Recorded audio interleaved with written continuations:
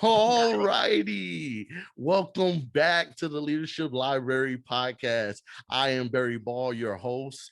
And on this podcast, I interview powerful people who are doing powerful things and really just dig and peel back the onion a little bit to get insights on leadership, what it takes to be successful in their industry, and what does it take to just be dope in life. Here we have Halima, aka Holly. Holly, would you please introduce yourself to the people, the Inspiration Nation? Hi, Inspiration Nation. I just want to say thank you so much, Barry, for having me on. These people that you talk about, that's leaders and doing great things. I don't know where they at, but today you just got me. Right? I'm Halima Romulus. Everyone calls me Holly.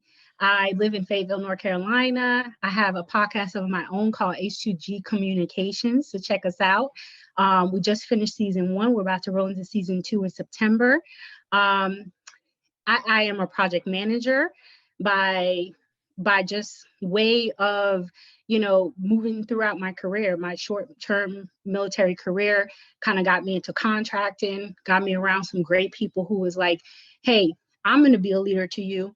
I'm going to show you what to do to grow you, to nurture you. And project management just became one of those things. I was already doing business coordination, and it was already that. It was managing administrative work. It was managing timekeeping. It was managing projects. But most importantly, it was about managing people. And that's what project management is really all about, is managing people. I say it's like managing not necessarily people, but basically babysitting grown people. it can feel like that sometimes because it's telling people where to be, when to be there, how much it's going to cost for us to be there, all of that thing wrapped up into one, and being the leader of that. So leadership does not come natural to me. I think people tend to think that if you're a leader, it's just something that you just stepped into. It's not. It's just like any other craft. You have to hone your craft, right? You have to step up when you're most fearful to do so. It's having the courage to do the right thing when everyone else is clapping and probably going in the opposite direction and doing the wrong thing, or just doing something different, right? It's being able to sit in a room of SMEs, right? Subject matter expert, and ask a stupid question, right? It's that. And that's who I tend to be naturally, because I just don't like going with the status quo. I like going against the grain. So that's who Holly is. And doing all of that and being that person. When last year hit us, it was a surprising to everybody. And it was one of those things that completely brought everybody's life to a halt, including mine. I took some time off from work, not by choice, right? I also just had a lot of free time on my hand. I could have been doing a lot of things, like working out. I could have been finding ways or making plans to conquer the world. I did not. But what I did do is come up with my own business that I've been kind of wishing and praying on for a while, and really move into pieces on the chessboard to make that happen. So I now own a company called Blue Honey LLC.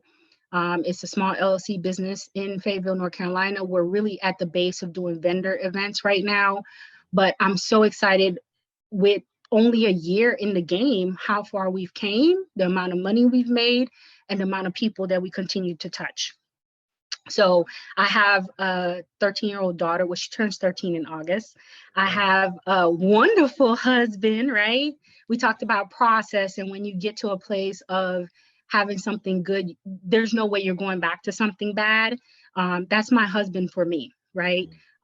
Gene. So my life is full. My life is not full of perfection, but it's full of happiness, it's full of joy, and it's full of love. Wow. So, man, crazy intro. Oh, so much juice Thank in that, you. man. I got to get a It's so buzzer. much.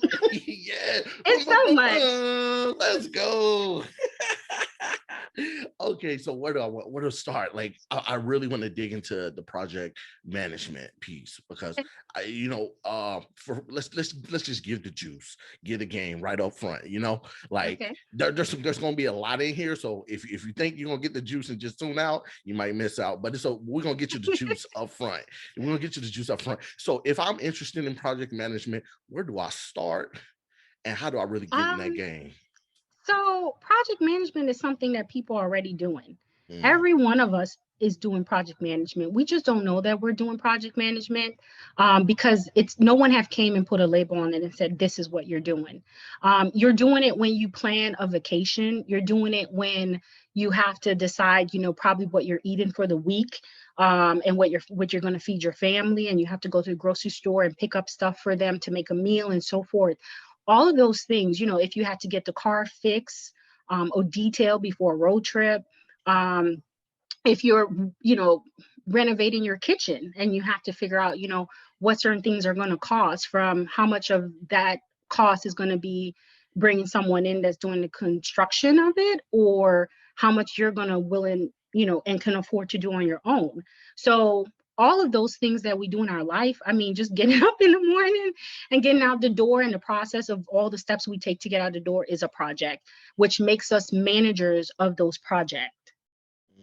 that's it. So Okay. that's so that's so good because what that makes me think about is just my definition of leadership. Really, like Yes. leadership is getting up out of the bed in the morning because you're Mhm. influencing yourself, and at the heart of leadership is the influence, right? Like that's Right. that's how I see it. I got that from John C. Maxwell, but I really, it's that You thing live spoke by to that. me. Yeah, I Right. do. So we just need to claim it. We are already project managers. Yes, you are. We are. Mm. Yeah. I love that thing. You can become then an official project manager by getting on PMI. It's basically the network and the lead industry representative for project management. You can link up with other project management groups within your area because they do have sort of like followings and meetings that you can attend to kind of hone your tasks. And those groups, you have to, as part of how you maintain your project management certification, if you're going to go after that, you then put in your time and your experience as a project manager.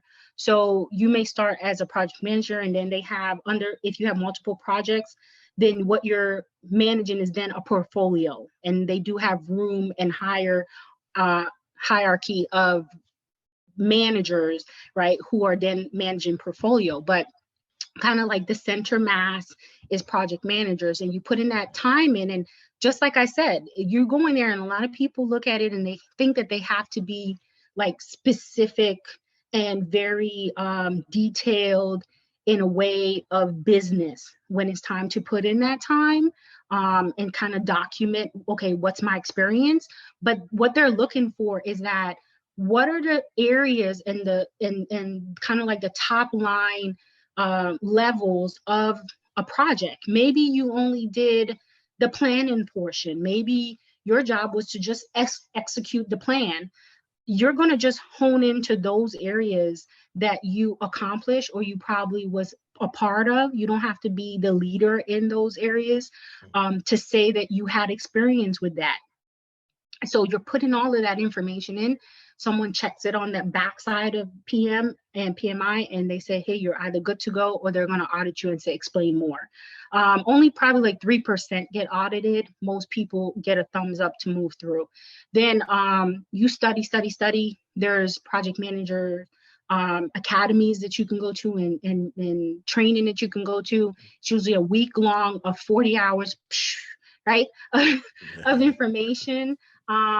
And then you go and you take your PMI test exam, and you have to do it where it's a proctor test, and it's like 200 questions of what Sally had, 2 limes, and Jack had 4 apples, and what color was Sally's dress? Like, are you kidding me? Mm, yeah. Right? Playing games with And me. then, and as soon as you step out, it's like pass or fail, Got it. Got it. And we're talking about right? certifications, right? That's what you're We're talking about, talking that about certification. certification. We're Yeah. talking about certification. So the first level, as you ask the question, what makes your project management, you're doing it. Yeah. you want to get certified, this is the process you have to get into to then be certified. So, and then I really want to ask that question because you rolled into that process before I even asked. I love it. Like, you're on top of it. But do I need to get certified to be successful in this game? You do not. You do not. I Spicy. honestly, I'm not certified. I actually have I always laugh when I say a BS, right? A Bachelor of Science in business and the concentration in project management, right?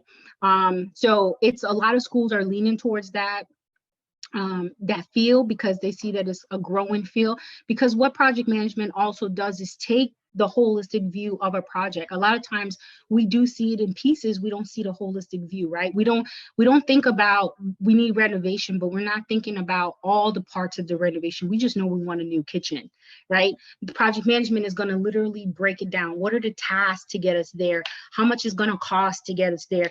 Who's doing the work? When are they doing the work? Do I have lead time? Do I have lag time? What's the interdependencies and so forth, right? So it's going to look at it holistically, and that's what a project manager actually does. We're visionaries in a sense, and we're controlling that vision to get to a point where you then see a complete, tangible, most of the time, tangible final piece of it, right? Most of the time when you hear project managers, you hear it and see them in construction, because it's literally that. And it's funny because being a project manager, I look at it, some things like, when you're going down, you're coming from Fort Bragg, the front All-American entrance, and how that loop to loop of 295 comes around and come down, and it's like a mixing bowl of chaos. Oh yeah, it's crazy. And as a project manager, I'm thinking, who was in charge of this mess? Right? Because they do have, they brought in the stakeholders and had them at the table. They did some kind of Lean Six Sigma Scrum to get the project going and keep it moving. They're the ones who someone says the budget is 5 million, and they're managing the time, from top to bottom of all the workers and the players that's going to be getting the task done. So, they're figuring out the pros and cons of having it loop down into the space that it is. It could have been to a point where, hey, the risk of it was minimal, and someone says we're going to go with that. But it could have been also possibly, because we're human, even project managers make mistakes, where someone probably looked at it and didn't even really think of like the effect that it would have coming down the way that it did. So Man, yeah. so what I'm hearing is, and what it's kind of making me think about is, like, we're starting to become like this paperwork society where you Yeah. get your paperwork together and you're ready. You want to start a business, just get your LLC filed and you're ready. It's like, whoa, oh no, that's not just maybe it. you're not qualified to run this. Maybe that's just not your thing.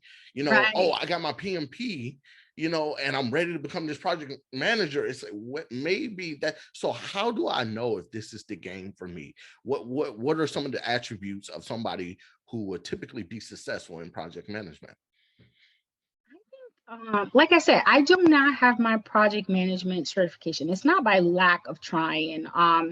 Most people, just like law, to get certified in law, within a state or what's not, sometimes they go board probably 3 times before they actually pass, the law test, right? Yeah. So it in the same way, or SHRM, or I think it's SHRM or SHRM for people who are HR managers. Yep. It's just one of those things where you are not walking into that space and being, I know everything, bam, I'm doing it. And it's not only that, but it's one of those testings that it's not what you know and what you experience, it's what the book says. In the same way, right, for certain people out here that may be listening, in the same way that you have your Bible, and your Bible is basically your mapping and your guide to how to live life the best way and the easiest way to get through, right? This is your requirements to be able to be successful at it. This is where you review and look back to when you're lost, right? Is in the same way what the PMI is like and the book is like. And passing that test is like. But what you do in real life, the way that you that the fact that people are not robots, and you tell someone to do something or be here on time, or I'm supposed to have this money in this account by this day to pay for these things to happen, don't always happen that way. It's not as smooth. So a lot of times what you do see is us running around with our hair on fires, and freaking like trying our best way to tell people to do stuff and being nice as possible. And I think that goes back to what you just said about people, saying that they want their LLC, but then they don't know how to have good customer service. And good customer service is like, 99.9 of why a business will fail or succeed. Because at the end of the day, if you're not serving the population in a respectful manner and treating them well and helping them out, then guess what? We don't live in a small community anymore. We live in a flat world. I'll just go somewhere else. Yeah, you gotta take care of the people. That's what I'm hearing, right? Right. It always comes back to people, no matter what we're doing. And project management is that. So you ask me, how do you know if you will be good and successful as being a project manager? That's the number one thing. That's also proven true, that how do you know that you will be a good leader? If you cannot put people ahead of yourself, you are not a good leader. And that's just Holly's opinion. Because you have to, it's a sacrifice. It reminds me of when, and this is what I always remind myself, this is where I stand, right? On my conviction is that when God went and he washed the feet of the disciples, he took himself from here to here, is what it looks like. But what he did was took himself from here to here. Because when you service someone, and people don't like to serve anymore. They want to lead. Everybody wants to lead. Well, where are you going? All right. Where are you taking me? What you know what I mean? Like, yeah. Do you even know yourself for you to then say, hey, follow me? Right? And when I take you over that hill, if we end up in a place of darkness, are you then willing to help me find my way back out? You have to be for you to be able to lead, you have to be of service. You have to be one of those people who says, not hey, Barry, come vacuum this floor, but Barry, where's the vacuum? I need to vacuum the floor. You have to find a balance too of sometimes saying, maybe you have to go to a meeting and you can't vacuum the floor, and I can call on Barry because Barry understand, I don't care if you here or here, someone needs to vacuum the floor. And if you're in a great environment where you've shown that leadership and then people then want to mimic that, and you can influence, like you say, people to do that, then you don't have to say, Barry, come vacuum the floor, because if Barry passes a dirty floor, Barry's going to pick up a broom or a vacuum and get it done. Right? Yes. So that's really a big part of project management, is being able to influence people, being able to be of service. Sometimes I even find myself doing more work than necessary or that's required of my position to ensure that things get done, and they get done right, and they get done on time. Because that's a big piece of a project. A project is just a temporary endeavor. So at some point or another, there's an ending to it before it becomes operational. So I only have a certain amount of time to be able to get this done and then pass it on to the people who are going to sustain it. How am I going to then take that, and what am I going to pass over to them? Is it going to be crap, or is it going to be my best work?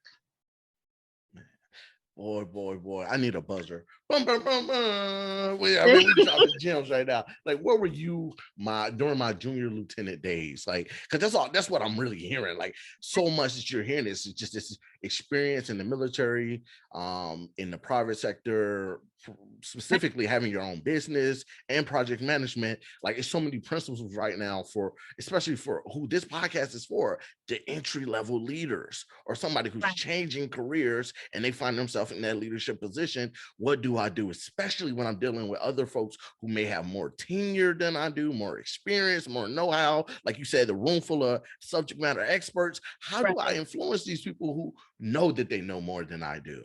Like, Right. Yeah, definitely. They do know it. They have more experience than I do. And sometimes it's just doing my research, putting my information out there, and then stepping back. mm, Right?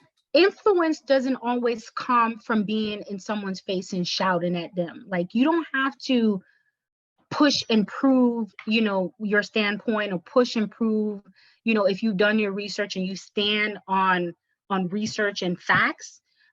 You can, hey, share it with the room, step back.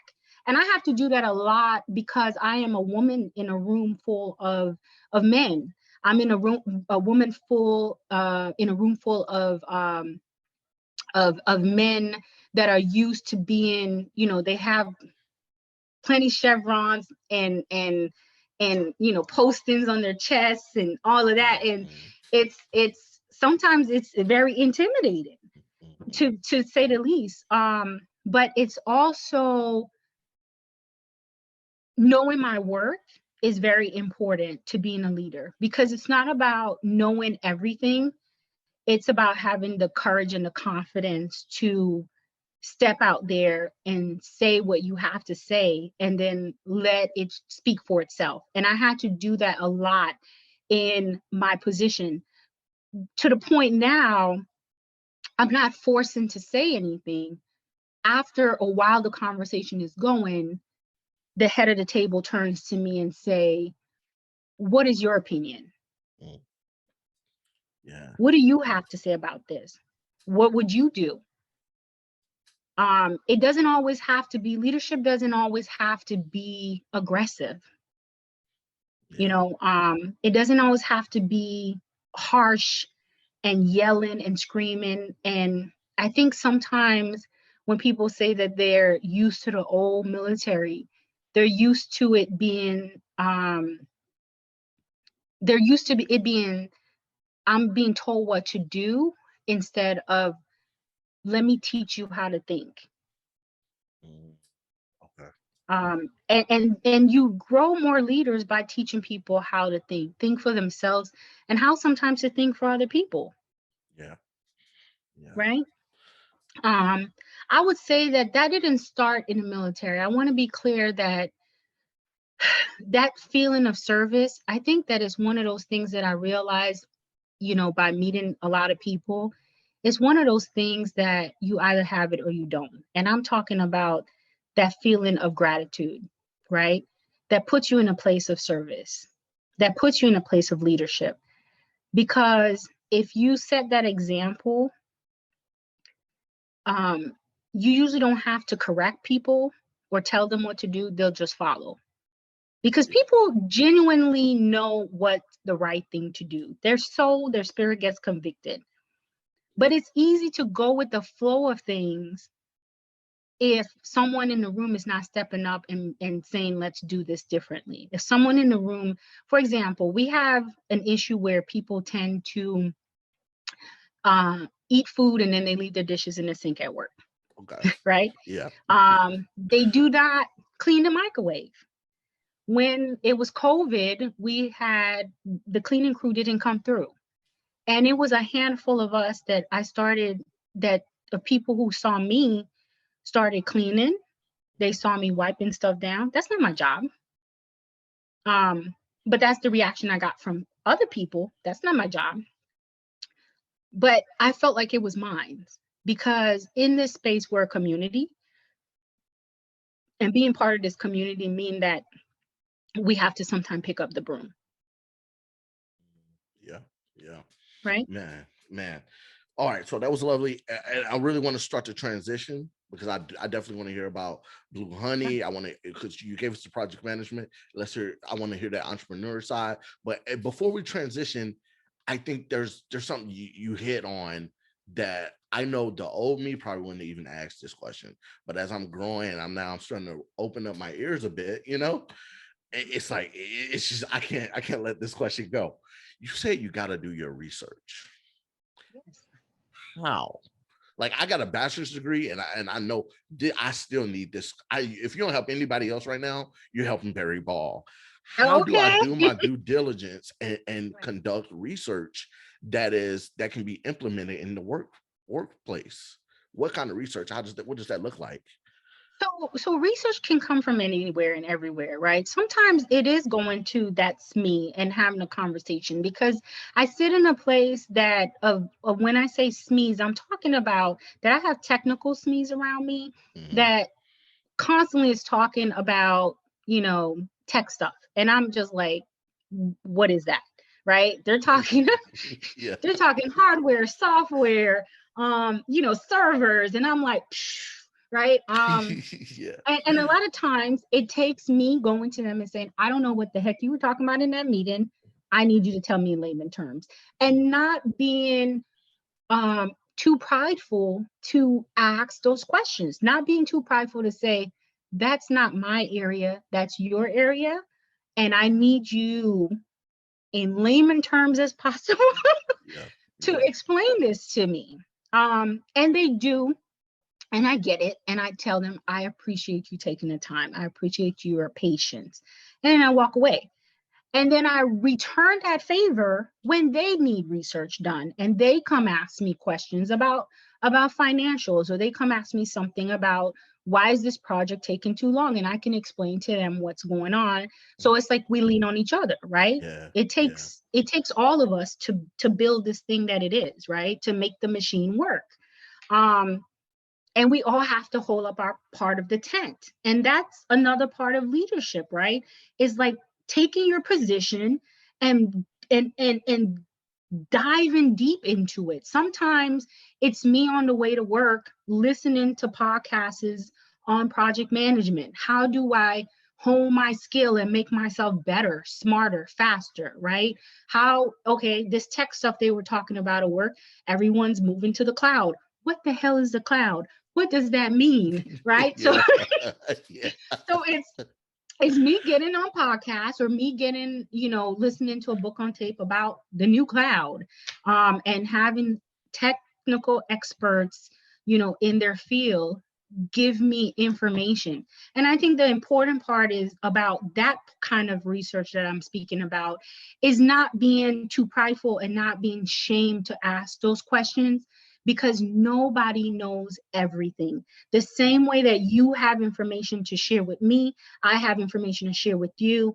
And that's what we were talking about earlier before we started, that communication is the deepest part of intimacy, right? And being able to have those conversation with someone and not be shameful about it. It also gives us the freedom when we think like that, that hey, it's a transaction of information, and it's not just a one way, right? Because we go in sometime a little timid, like, oh, they're gonna think I'm stupid. It is that you forget it's a transaction, and they may not have anything to give you, but you may then get something from them, and then may share with someone else, right? Yeah. So it's a collection of information, and you then become an encyclopedia of like so many things. Yeah. um so if you're going with that kind of mindset, then you're free to be 5 years old and say, well, why? But why? But why? Oh boy. Yes. Right? Okay. That's powerful. You, Yeah. yeah, because the thing is that at 5 years old, I don't know everything. Guess what? At 25, you still don't know shit.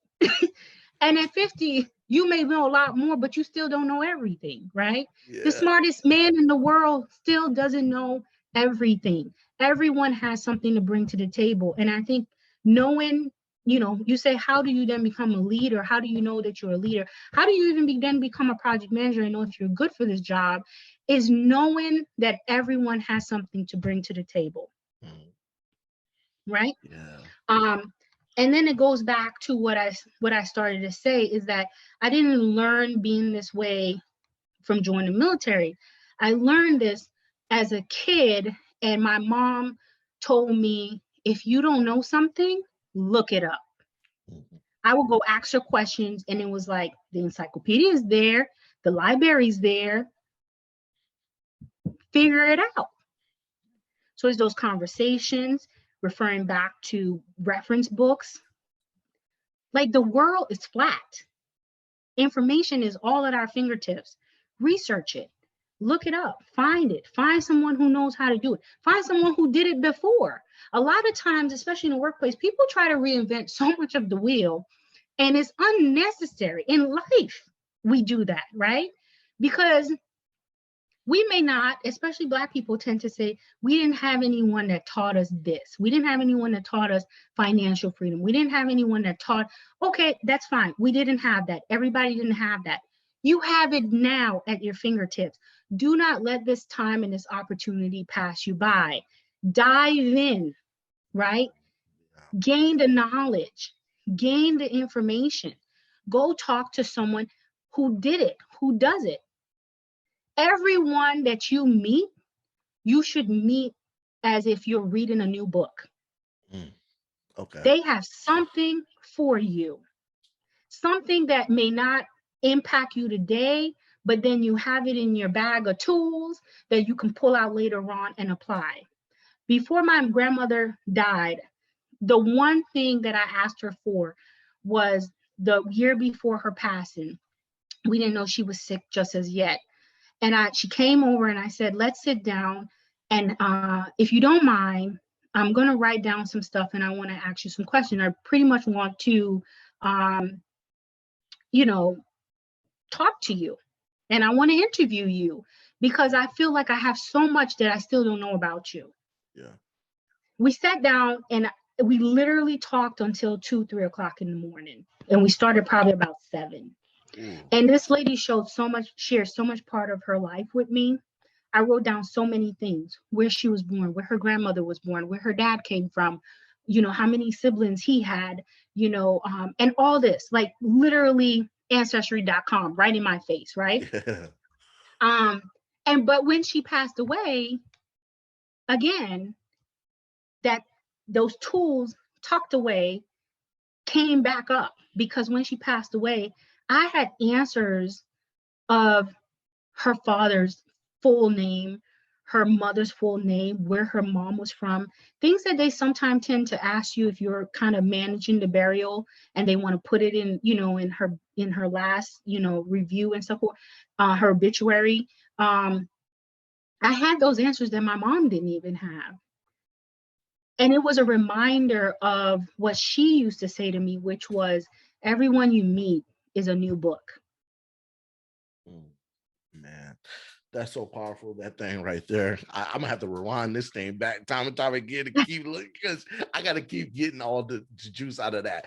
And I know there's somebody who because yeah, there's no dumb question. Hold up, but there are questions that can make you look dumb. So and you gotta have the courage to ask them anyway. Why? Go back to your 5-year-old self of why. Because you can't learn by closing yourself off, right? You cannot learn by thinking or caring what other people in the room is going to feel like or think about you. Yeah. And I guarantee, you ever been in a room and you want to ask a question so bad and you're so scared to ask it, like you're almost shaking.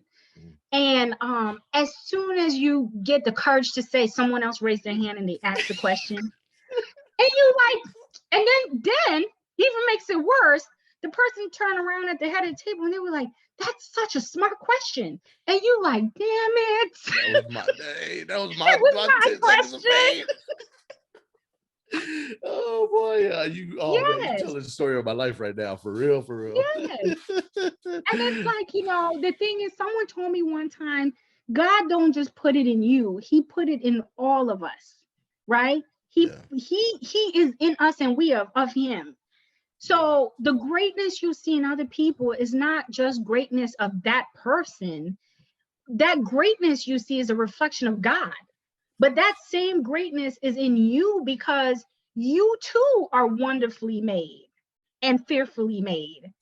So you can't go around, you miss the chance of living such an authentic life when you worry about who you show up as in the world and wearing a mask of that person versus just being you. Okay. Okay. So, oh man, you just be diving right to where I want to go. It's so crazy. It's like we planned this, and we talked about this. No, I we don't plan didn't. it. I let the conversation flow. But Right. what you're hitting on, because there are three things I wrote down when I was Yeah. looking. Because I try to do basic research, like just let me see what you're doing out here. Let me see what you're posting. Let me see a little bit about you, so we can have some things to talk about. But as I was looking up your posts, three things came to mind, and I wrote them down. It was mindset development, right? And I think that's where it all starts. Once somebody says, like, once you begin to expand your mind, your mind cannot retract back, so that No. mindset development. Second was business education, right? You be dropping game for real. I try. And then that third one, and this is what I think is so critical, and I would like to hear you speak on these three, and we run it back, is that effective execution. Like, you can do those first two, but if you're not implementing, if you're not testing and executing and then running it back once your test fails and this don't work and you're tweaking it, if you're not executing, that mindset and that education was worthless. So No. Let's where did start the with mindset? Yeah, where you Can want to we? start? I'm sorry, I'm not taking over your space, but No. can we start with the execution first? Ooh, okay, let's go. Let's start with execution. So execution for me, is the fact that it comes from, again, I said it before, I keep pulling it back. It's what I'm experiencing now, then what I experienced in the military, then what I experienced as a teenager, then what mama, everybody, my mama said, Mhm. right? When my Bobby mom told Boucher. me and showed me, right? When my mom showed me and not only told me, but it also comes back to what's in you and what's not in you. And it's not about what that you were made less. I just said it. You were wonderfully and fearfully made, each one of us. So that includes when you see greatness in people, there's greatness in you too. Yes. It's that if you are willing to tap into that greatness, you decide that for yourself. And when you decide that for yourself, to move forward or move back, I heard that it's going to hurt either way. You can stand still or you can move forward, but it's going to hurt either way, right? Because there's Yeah. always a suffering that comes with whatever choice we make. There's always a giving up and balance that happens with the choices that we make. And that's why we can't be scared to make our choice, but we have to be convicted in our choices, because at the end of the day, you have to be willing to if I say that I'm going to own and run my business, I had to understand that I'm also going to give up time with my family. I'm also giving up time watching television. I'm also giving up time on Saturdays when I probably want to go chill with my girls. There's a sacrifice. But the execution of those choices, and that's why I wanted to start there, it is even deeper than that, because it's a decision. It's a conversation. I said conversation is the greatest intimacy. Conversation within yourself. There's so much stuff that we say to ourselves. Nobody else. We don't need haters. We tell ourselves so many negative things, right? Yeah, we do. Yeah. And we decide whether we're going to execute something or not. Ain't nobody forcing you to do nothing. Stop blaming other people for what you did do or didn't do. Yeah. You made choices. And in the execution of those choices, now you have to deal with the circumstances and what comes from those choices. Yeah. It doesn't never mean that you have hit a brick wall, because you are still alive, you're still breathing.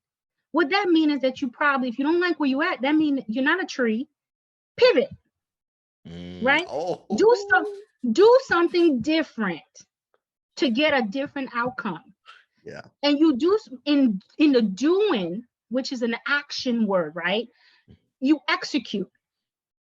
And the doing of it is the execution in itself. The decision to do it is only the decision, but that's where the execution starts. If I say today, I am going to walk 2 miles, you don't even realize that your decision to walk 2 miles was the start of your execution. Now, mind you, you may not get up that day and walk 2 miles, but you tell yourself that enough, one day you'll get up and walk the 2 miles. And the 2 miles will turn into 3 miles and 4 miles and so forth. So it starts within. It's the conversations you have with yourself, that the intimacy that you have with yourself, the realness that you have with yourself. My husband brought up something today. We were listening to Charlemagne the God, and he made a mention and said that if you have fear, that basically he said a quote that someone told him, and in the quote it says that you shouldn't have fear, you shouldn't have envy, you shouldn't have jealousy, and he was like, and if you have these things, you need to remove them. And I said, the devil is a liar, because even with the negative of those thoughts, God will always bring you back to a positive. If you have fear can save your life. Yeah. Right? Fear is necessary. That's what people don't sometimes understand. They want the good and they don't want the bad. You have to accept the bad that comes with your decision. You have to accept the bad sometimes, or things that's not in your favor that comes with the execution. Yeah. And once you get yourself to that space of acceptance of that execution and that decision and what comes from it, you can pivot when you need to. It becomes more free and it becomes more relaxing. You then take everything, like I said, the people that you meet then become experiences that become part of your story. And whether it's good or it's bad, it's just all still love. Yeah. Right? Because it's a teaching that makes you stronger. And you can't reach the next stage of where you need to get to until you learn your lesson. So sometimes you have to execute and you fail, and then you execute again and you fail. Yeah. What's his name? Starbucks owner. How many times, if I'm not mistaken, I don't know if the number is even true. I read that it was like denied almost 75 to 100 plus sometimes on his idea of Starbucks before Starbucks became Starbucks. Now Starbucks is all over the world. Yes. So it's not in the failure is where you actually fail. And it's not necessarily in the execution. It's that you don't accept what may come from the execution. And two, when accepting it, know that you're not a tree and that you can pivot and move again. Okay. I love it's that. not it's not the final. It's not the final until you lose or use your last breath. Right? Yeah. The second part that you asked about was to then go back to the beginning. Right? What was that you said? How do you get to yourself where you then move forward in life? Yeah. I always tell people that myself and my brother have two different mentalities. It's not, he's always been stronger than me. He's always been smarter than me. But when I see where his life ended up and where he's at, still have time to do better, different, but he's in this space, and I keep trying to tell him that every day, it's not about conquering everything. It's about taking that one step to get into a space of conquering, that one execution, right? So you tell yourself today that you're going to walk the 2 miles. Maybe by the third day, you actually step out of the house. You don't even walk the 2 miles. You just step out the door. And maybe the next time you go to the mailbox, and maybe next time you walk to the corner. And you have to, and that's how life changes. That's how people make and become successful. No one that you see become successful overnight. Michael Jordan, if I'm not mistaken, someone told me that he got cut from the basketball team. I said, what? Yeah. It's yeah. When he was a teen. So it's the execution and the decision made in your head that you say to yourself, you know what? not today, but I'm coming back tomorrow. Right. Yeah. Yeah. Um, I think you have to have the mentality of I'm getting to that mountain and the obstacle comes up and whew, nobody told me this mountain was going to be on this path.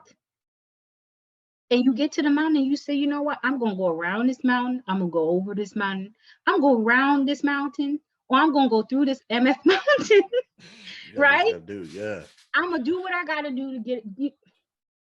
And in that moment, people make a decision. Some people decide, I'm going back home. Forget this mountain. And some people say, I'm going to camp out right here. I'm going to live at the bottom of this mountain. And then you have people, you know, and that's where the difference between those who become successful and those don't, who are not. It's just the simple decision and execution to say, somehow, some way, this mountain ain't standing in my way. I'm going to get around this mountain. Right? Yeah. Yeah. It's like defeat or be defeated. I love it. Yeah. So there were two other points I had, and you choose which one you want to knock out the park first. How could you help us prepare for that mindset development or that business education? Yeah, and I kind of already touched on it. The Okay. mindset in business education is defeat or be defeated. Um, that's it. Like it's literally, you know, I'm gonna go in here, I'm gonna give my all. My dad used to tell me before I even knew what I would become or what I was gonna do is if you're gonna be the janitor, be the best damn janitor you can be. Yeah. Yeah. Right. And when you start from that space of and informing me that the janitor is no or less better than the person who's running the company, Yeah. and you meet people where they're at as human beings and not as title and position, then everything else falls in place. I I'll be honest. You asked me, how did I become a project manager? I said by other leaders. That's what we do. We stand on shoulders of people. Anyone who said that they've made it anywhere on their own is lying, right? Yeah. Um, there's no way. There's no way. Um, I would definitely share because I think this is what a lot of young people are lacking, and even some of our generation is that I I've made it this far in my career not by what I know. It's and it's not necessarily by who I knew, but the fact that people saw me being respectful, Yeah. even when I was pushing brooms. They saw me being kind to people when even when I became and had position. They saw me, they remembered me, as Maya Angelou said, how I made them feel and not what I did. Respect have gotten me in more doors, in more boardrooms, um, to give advice to a lot of people that I probably wouldn't have been able to touch if they didn't see something in me. Mm. They saw it in me. I'm not a brown noser. I don't believe in it because I truly stand by the rule that what's for me is for me. Yeah. I prayed to God for things that I wanted, but I never dreamt of how he was going to make it happen for me. When I came here to Fayetteville, and this is what I'm talking about. When I came here to Fayetteville, I was in a rough place. And I had just had my daughter. I was going through a divorce. We were separated. I had to move back in with my mom. My credit was shot. Yeah. It was horrible. And I remember passing, I had worked for Northrop Grumman in Virginia. And I remember passing, you know, thinking Fayetteville ain't got shit here. I didn't even know JSOC existed. I didn't know like any of that stuff was available to me, right? And how much money this area actually has of people, wealthy people, right? Didn't know any of this. Yeah. And we passed by coming up All American, and we passed by L3 Communications. They had right off a village, so a big sign saying L3. And I said, I'm going to work there. I spoke that stuff into the existence, baby. Yeah, let's I said, I go. don't know. I said, I don't know who working in there. And I said it right out my mouth. I told my mom, we passing. We like literally, she just picked me up from Alabama. We on our way to her apartment at the time. She's like, hey, I'm gonna get my baby and my grandkid and like we gonna start over, right? Yeah. And she's on her way out the military and all that stuff. And I took a whole year off to spend time with my daughter and love on her and see her grow and get my mind right. I was going through so much. And I remember putting in for an application online, and I was literally in that space. I said, I don't know what this area has to offer, but I'm gonna take whatever I can because it's time for me to start, putting money in my pocket, food on the table, doing what I gotta do. So I took this temp job online that I saw. I put the application in. They said, hey, this is where you gotta show up um for the interview. Well, Barry, it ain't nothing but God. Guess where the interview was? I want to. L3 Communications. I want to say L3. I don't like the guess, but L3. Man, Just like that.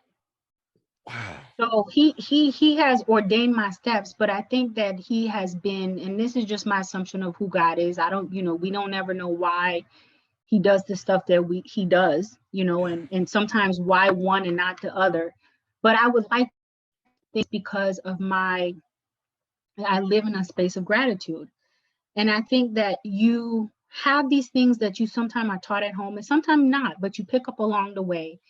And you have to go back to the fact that business is business, but nothing's more important, or business is not more important than people. And people are business. People love to say business is not personal, and that is such a lie. Business is 100% personal. And Okay. nobody knows that better than the creators of project management and how it's done more than the Asians. Because when you do business with Asian people, they do not talk business first. They sit down and they break bread with you or have tea and they talk about your family. It's rude to them to jump right into business. Yeah. And if they don't like you as a person, they will not do business with you. Mm, okay. Man. All right. And So, we may do yeah. it backwards here, but it's still true. It's still true sentiment. It's still true. Most definitely. Yeah. Like, okay. So I love this. Like, yet again, you're just leading this thing right here, and I love it. Like, you make my job so easy because I think what we've done is we've seen some of the principles behind your business and your business mindset, such as it is personal. It is about the people. Mhm. Put the people first. Be a servant leader. Yes. Communication and the intimacy of it. All these things are the principles, or some of the principles at least, behind your business. So can you just enlighten us and just give us the game, or just tell us about your business now? Can you break down Blue Honey for us, and just really Oh let us know how we can gosh, support you? I feel like I've been talking forever, and not that I don't want to talk to you. I'm just saying I've not heard myself talk so much, right? Um, so I hope that I hope that it's actually helping someone, and I'm not talking in vain.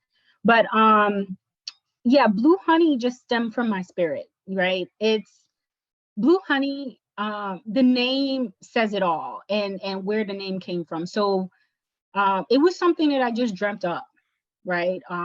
Just put inside of me, to be honest, that I knew I wanted to do something for myself. In having a conversation with my grandmother, it kind of solidified it because in learning about her, I learned that at about my age and even younger, by my age, she had already had two businesses that she had ran. And this is a person that did not finish past middle school education. So she was a hustler from I day love it. one, I love it. right? Yes. Yes. So she owned a business back home. She was originally from Dominica, and she owned a business back home in Soufriere. And then her and her husband, after having kids, moved and went to St. Croix, U.S. Virgin Islands, and that's where they got their visas and all that stuff. And they wanted a better life. Yeah. So she had already owned a business back home, like selling, small commissary things. And then when they moved to St. Croix, they actually opened up like a bar and was selling, alcohol and little tapas foods and things of that nature. And then from that money, my grandfather then took his funding, or took the portion of the funding, and then opened and started his own kind of like taxi service, right? Because in the islands back in those days, they didn't really have taxis or like a community bus route or any of that. But what they created was that people would get vans, like, the 8-passenger vans, Yeah. and they will go different stops and pick up people around the area. So they kind of created their own route, right? These then, and I don't even think they looked at themselves like that, but these then Black entrepreneurs did that and created funding for them. A lot of people they would pick up will be tourists and things of that nature that would visit, but then the everyday market people trying to just move around to take care and handle business. So yeah, it was a beautiful thing having that conversation with her. Year later, she passes away. We had planned to go to Dominica together for her to show me where she was originally from. A trip that I'm making next year, right? Kind of a passage for me. And then soon after that, it was like I started having these dreams. Honestly, I'll tell you and share with you that it was almost like she was speaking with me, right? Because I would have these wonderful, beautiful dreams, Barry, like I was in a white room having conversations with her. And I would wake up with these big, grandiose ideas. And so that's kind of where Blue Honey kind of started, but it wasn't named anything. It was just like something. Then I started making these products. I started making my waist beads and my earrings and my shea butter. And it just so happened that it happened to happen around the time where all of these things was kind of moving and shaking around, because COVID did something to people, and the African Pan Am kind of thing came back. And, here we are kind of stepping back into our culture of who we are as people, and so forth, through the diaspora and all this stuff. So it was like a part of me that was like awakening, right? And yeah, it was like a inner part of me that I didn't know existed. A flower bloomed. And then I'm online and I'm searching. And as I'm searching, I'm like, name. I said, I know I like blue. Blue is so common. Blue is spa. Blue is just it is just peace, Yeah. And then for whatever reason, click, click, click, Blue Honey. I was like, Blue Honey. So I put Blue Honey together to see if it was just gonna come up with pictures of like Blue Honey. And here it is in front of me, an article that in North Carolina, the bees actually produce blue colored honey. What? And it is named and called in reference to as blue honey. And you can get this at a few of the different small honey farms around the area, mainly around the Appalachian areas, right? So you're kind of moving towards the Tennessee kind of space area, Kentucky like, to get this. But even little ones around here will still create it. I start researching it. I was like, oh, wow, blue honey. Like it would just boom in my head. And I found out that researchers from all over the world have came here to North Carolina from scientists from Duke and so forth, and in England and everywhere have came and tried to figure out, why does these bees make blue honey? They have no idea. They still to this day have no idea. They thought it was the candy farm. Probably they eating too much of the candy, right? That's producing it. Probably the dumping of the candy into, I don't know, the river or something. Maybe there's a certain flower that they're eating that's blue, but hey, other bees may eat blue flowers. Why is this happening? So they still don't know. And from that, I just thought, you know what? People in general, but mainly Black people are like these honeybees. We Oh, are so beautiful and unique and just unexplainable, right? yeah, We're nebulas in the sky. You know it's there. You see its beauty.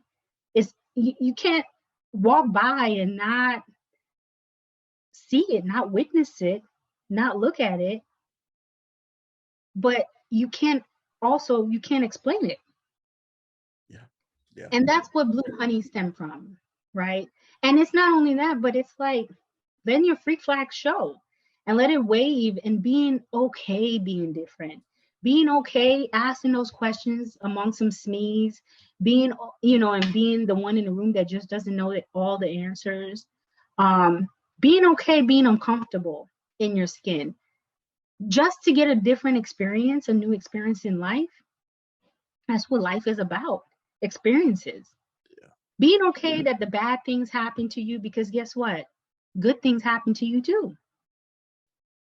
Um, being okay that life is just freaking messy sometimes. That's like, yeah. Oh man. It's just messy. And there's no perfection to it. And that's what blue honey is all about. That's where it stemmed from. That's where the direction I'm going in. Um, and it's almost a reminder to me every time someone buys one of my wacky jewelry. I call them wearable arts, pieces of art, Yeah. or even a tub of shea butter, that's actually named um honey. It is what it is. And some of my products do have a natural honey. I do add it to it. No, I do not make or cultivate any blue honey of my own. Yeah. Because people sometimes come to my tent and ask that. That's not what we do. But it stems back to that story of the bees and stem back to, living in your own truth and living authentically and not caring that you're different, not worrying if you're different, knowing that their difference is it's actually a superpower. Yes. Ooh. Man, that's all I'm hearing right now. Like everything you're saying, don't dare to be different. And just like these bees, when you do that and not care, those bees don't care. But watch So this. They're attracting people from all over the world to them. Like that yeah, is yeah, that thing is yeah. spicy. I love you, Barry. Oh man, much love. Yeah, you Yeah. know it. You know it. So I really want to start winding things down because Okay. yeah, you already gave me the hint. You say I'm talking too much.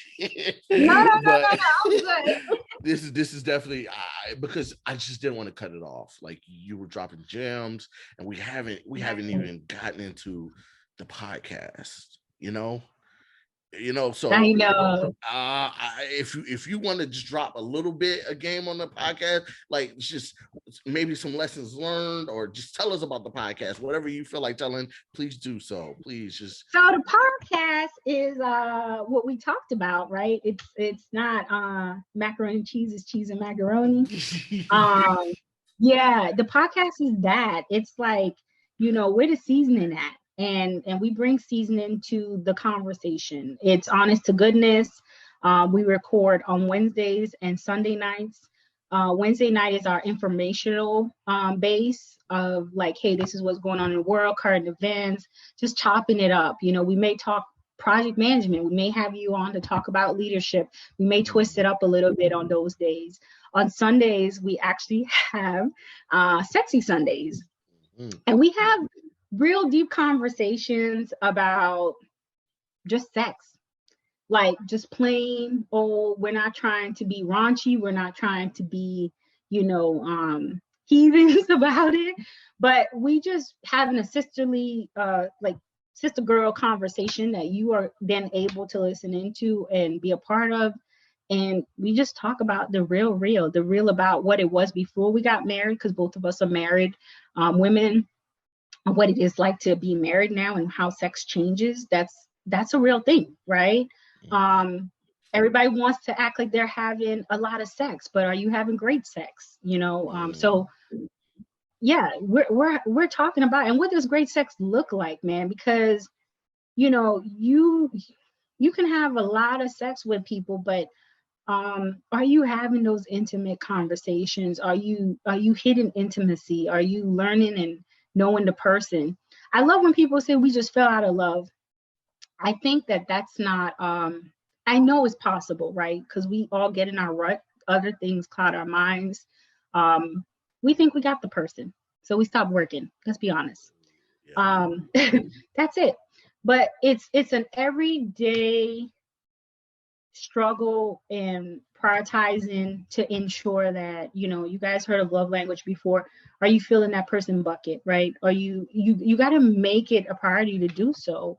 um and that the person, I don't care if you've been married 20 years, 50 years, or just 10.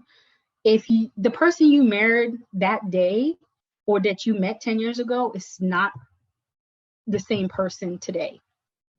My husband didn't know who I was before. He didn't know this Holly who have a business that may not have much time for him, who has podcasts, who's, on other people's podcasts, that's networking, that's volunteering her time. Like, he didn't know that. He knew Holly who went to work, came home.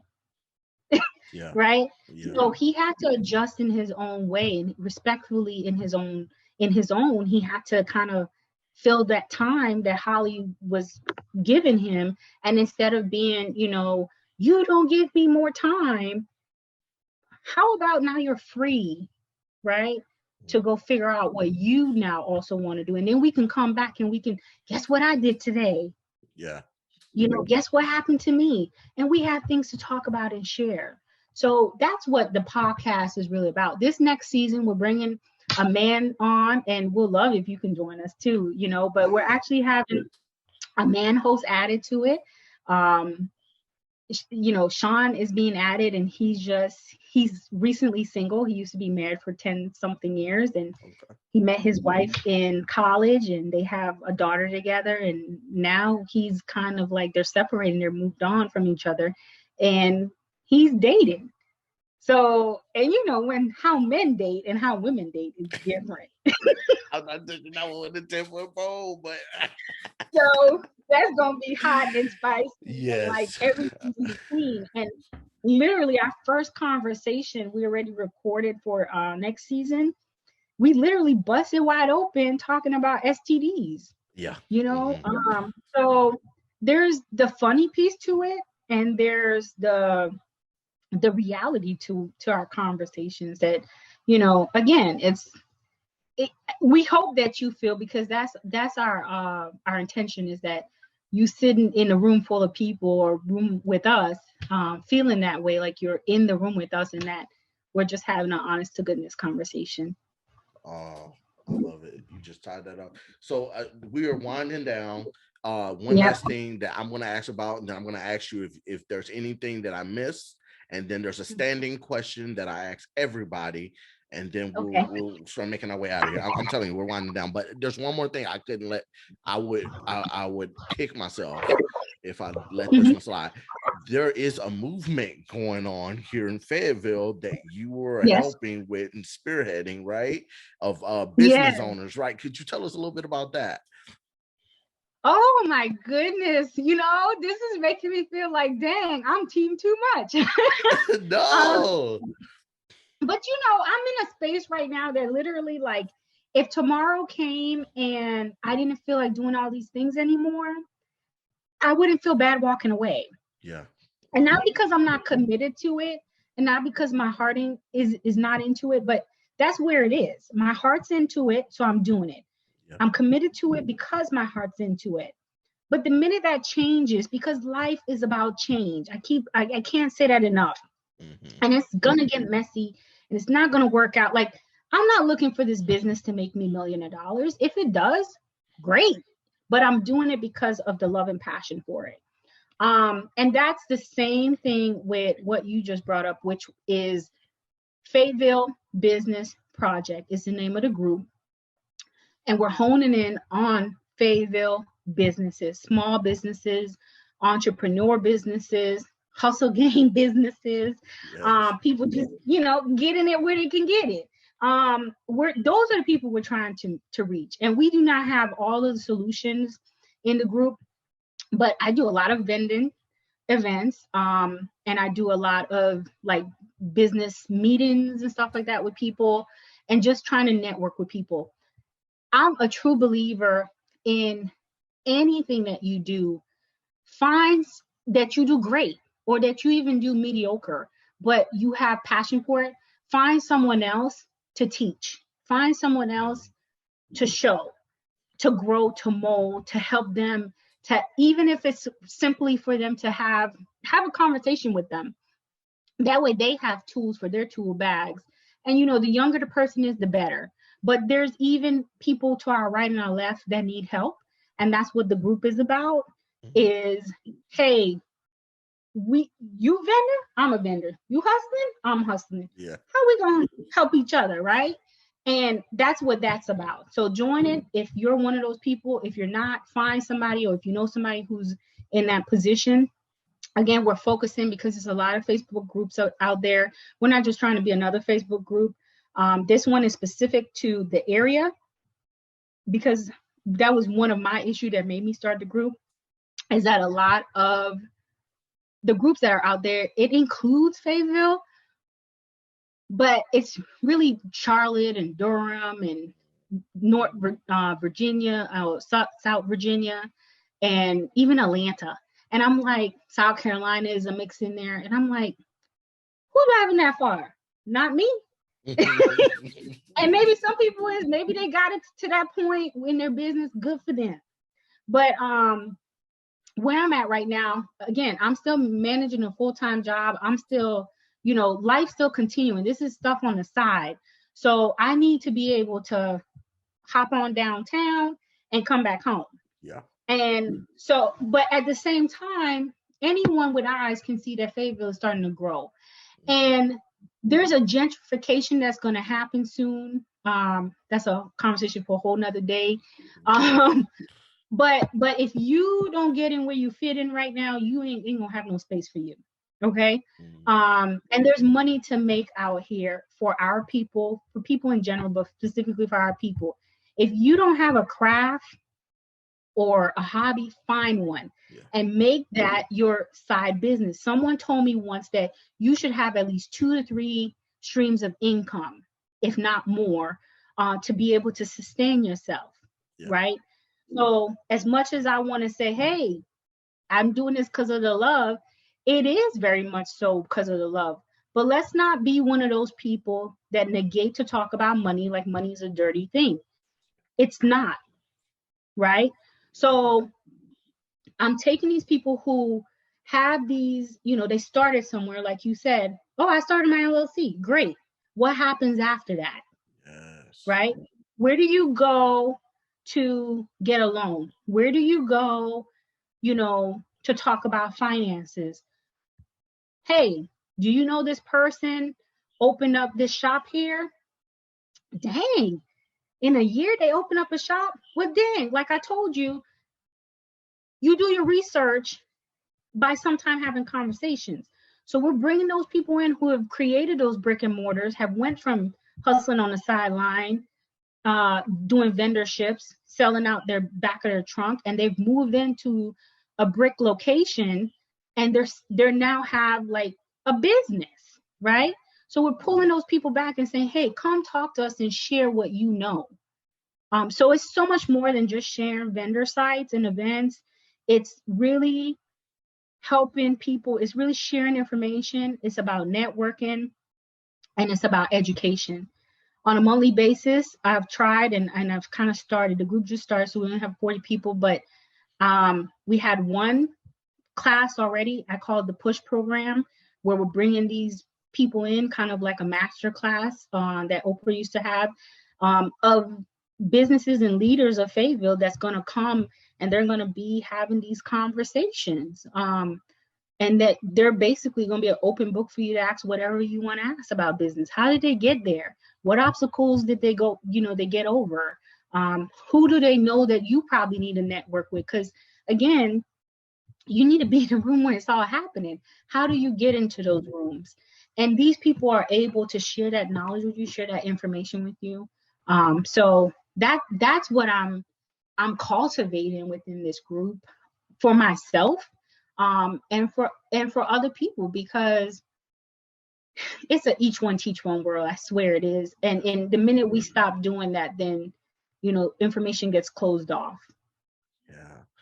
Wow, that's so powerful. And like I said, the next thing is you just let me know if there's anything I missed, but there's something I gotta say, and it's been on my mind, it's been on my heart, is I think we got to get rid of this I got it out the mud, and you hit on that too, like this self-made type thing, like because even if you got it out the mud and that's what you want to claim, you have to recognize that it's been something has been provided for you already. To create that mud, you need some source of liquid or water or something has been provided. The earth has been provided by the creator. You did not just create everything yourself. You got to, that gratitude is what's going to help you get to that next level, as I'm beginning to see. So you closed it and hit it on the head right there. Everything summed up right there, because it's the sowing, it's the gratitude, it's the service, it's the giving back. It's I could have easily been like, hey, this is my business and I'm moving forward and forget everybody else, but why? And that's exactly what I've been preaching, from the beginning, is that, leadership, if you want to know if you got what it takes to be a leader, you have to ask yourself, is it a we mentality or a me mentality? If it's a me mentality, move out the way and let somebody else do it, because that's just not how it works. And our culture, we keep honing in on that. But you can't get mad because you don't get good customer service.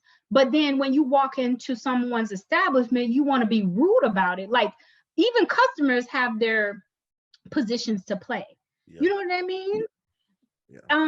Back home in the islands, and in nowhere, and I'm saying that people, from the islands are any better and we don't come with our own thing.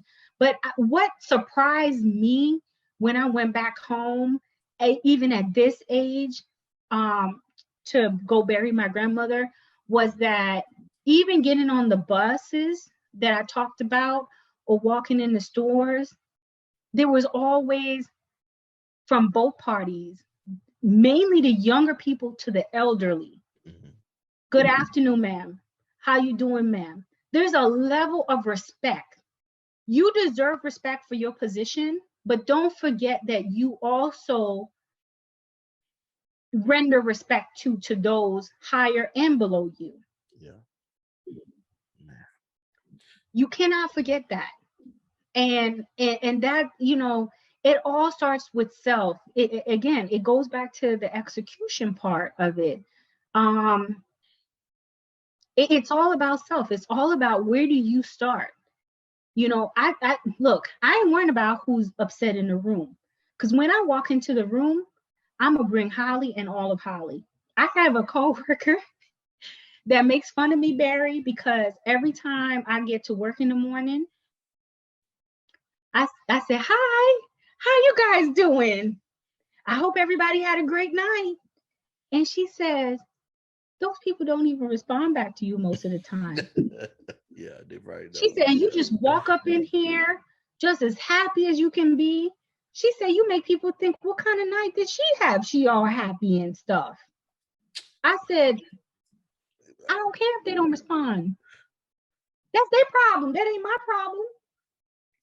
In the same way that if I walk into a room and people look at me, I don't even think about the color of my skin when I walk in a room. Because guess what? That ain't my problem. That's their problem. Word. You know what I mean? So you got to learn how to walk in your authenticity. Walk in the gift that God gave you. That's all you got to do. And what is for you will become for you. That thing right there, so good. All right, so here's the standing question. Then I'm going to Wait, ask you about how people can wait, contact you. The standing question on okay. the podcast is, what is your purpose and how have you? And we've heard some of this, but if you could just make it as clear as day, so no one can miss it, including this guy Barry Ball. Okay. What is your purpose and how have you stepped into it at this point? My purpose is showing up every day the best me that I can be, Mm, despite anything that stands in my way. That's it. And I step into it just as I just told you. When I walk into from the beginning to the start of my day, I make a decision that I'm going to be happy today. No matter the bad news that I hear, no matter what doesn't go my way, because God have shown me true and over time that even when I think that it's my loss, it's really for my good. Because hindsight, baby, hindsight is a, you know what I yeah, mean? yeah, yeah. When you don't get that person you want so bad, or you don't get the job that you wanted so bad, or you don't get the assignment that you wanted so bad, and you be so messed up about it, and you beat yourself up so bad about it. And then in hindsight, you realize that, right? Yeah. Right? You see We it. share that when even when the things you try to do to attack yourself don't work out, right? Yeah. Um, and he shows up, and he shows up, and you say, and you just, it's like one of those moments you shake your head and you kind of, your body just kind of like, oh Jesus, like I go through days sometime, Barry, that I'd be like, man, look what you done for me. You know what I mean? And I started this saying it's not out of perfection. It's not out of perfection. It's out of gratitude. Yeah. Man. Okay. Okay. Well, there we have it, man. That's so powerful. Now, when something that you said tonight resonates with someone, which I know it will, how can they reach out to connect with you and anything offline and probably start a conversation or what have you? Of course, I'm willing to be anyone's mentor that want me mentor. Um, Anyone that have information for me, like I say, it's a transaction. If you just want to have a conversation, go deeper. I'm an open book. I always tell people you can't blackmail me because I tell my own story. Mm. I tell my own truth. But you can reach me at bluehoneyllc.com. Again, if you're a small business entrepreneur, hustler within Fayetteville, I don't care if you make mugs in your kitchen and you've got yet to get to a point of selling them. If you need a network, if you need a team, join Facebook, Fayetteville Business Project, ask to become, and we'll let you in. And then the other thing is that my business phone number is 910-822-8910. If you just reference Barry's podcast on there, I'll definitely make sure to call you back. I'll leave you separate to all of the other stuff that I get on that line, but I'll definitely reach back to you within 48 hours. And I appreciate anyone that stayed for the entirety of it and listened to the conversation, because I am not a pro at this thing called life. I'm just doing it the best I can. And anybody that I can help, reach, or teach, I'm here. Word. Thank you. I want to thank you on behalf of myself and the Inspiration Nation because you showed up, and you showed out on this podcast Oh, episode today. thank you, So, Barry. you know it. You No, know, what's up? you everything to me, man. You you are. Man, I'm so excited about where you're gonna be, what was gonna come to you. Like, I'm Team Barry. I appreciate it. I appreciate it. I try. I really try. And yeah, we got to chop it up offline. It ain't probably got to be Yeah. tonight, but I'm be hitting you up because you've definitely just showed up and showed out in my life in the short time that we've known each other, and I really appreciate it. So it's none Yeah, but love. It's none but love, for real, for real. we do it for each other. Oh, man, let's get it. So I'm gonna close this out, and Okay. yep, and this would be the episode. So this is crazy. I'm so hyped. I was tired before this, but now I'm gonna be up all night. Like I gotta edit this thing tonight. It's like getting it Oh, ready for nice, Thursday. nice. But yeah, so as we close, yeah, this is the Leadership Library podcast, a podcast where I, Barry Ball, as your host, interview powerful people doing powerful things, and really peel back the onion and look at their lens on leadership, life, and what it takes to do to be successful at those things, especially within their industry. It's the number one leadership podcast for millennials, and that's just what we do. So here we are. We're signing off now. I hope you enjoyed this one. Much love.